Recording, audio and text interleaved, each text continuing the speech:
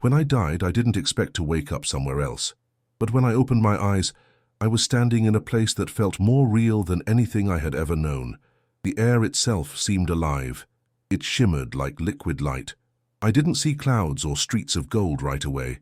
What I saw first was a vast horizon filled with color, shifting hues of blue, gold, and white. And in the distance, something glowed brighter than the sun. As I moved closer, I realized it wasn't the sun at all. It was a book, not a book made of paper or leather, but of living light. It hovered in the air, taller than a man, radiating waves of warmth and energy. I could feel it calling to me, like it already knew my name. A voice echoed through the air, not from a person, but from everywhere at once. "This is the book of life." The moment I heard those words, my heart began to race. I felt exposed, like every secret, every thought, every moment of my existence was being seen. Then the book opened. Pages turned, by themselves, faster than the wind, each one glowing with symbols I couldn't read. And yet somehow I understood them. They weren't letters. They were moments. My life unfolded before me, not as memories, but as truth. Every word I had spoken, every time I had shown kindness, every time I had hurt someone, it was all there. I could feel what others had felt because of me, their joy, their pain, their tears. There was no hiding, and yet there was no hate, only understanding. As I stood there trembling, a light descended from above, brighter, stronger, yet filled with peace. Out of it stepped a figure in radiant white.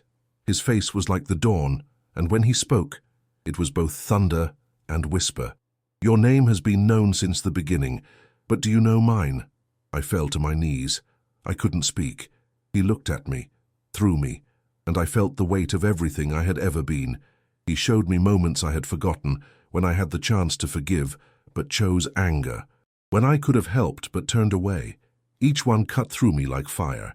But then he showed me moments of grace, times I had comforted others, times I had prayed in silence when no one was watching.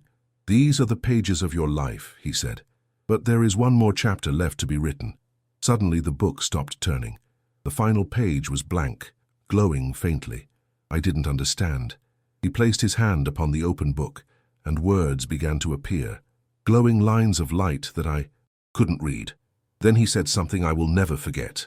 "The mercy you show others will be the ink that finishes this story." The moment he said it, I began to weep. Every ounce of pride, fear, and doubt melted away. I asked, "Lord, am I worthy of being written here?" He smiled, not with his mouth, but with his whole being. "You were worthy the moment I called you by name, but worthiness is not a reward. It's a response." Then the light grew brighter, and the book slowly began to close. As it did, I heard thousands of voices singing in the distance, voices from every generation echoing through eternity. The last thing I remember before waking up was his final whisper, "Go. Tell them that their story is not finished yet." When I opened my eyes, I was back in the hospital. Machines were beeping, my chest hurt. The nurse screamed, "He's back!" But I wasn't the same. For days I couldn't speak of what I saw. Every time I tried, tears came instead of words. I had seen something too, holy to describe, the record of every soul, written not in ink, but in love. Now I understand that the book of life isn't a symbol. It's real, and our lives are being written in it every single day, not by what we say, but by how we love. When I pray now, I don't ask for blessings. I ask for mercy, the kind of mercy that writes your name in light that never fades, because someday, every one of us will stand before that book, and the only question that will matter is, did we let love write our story?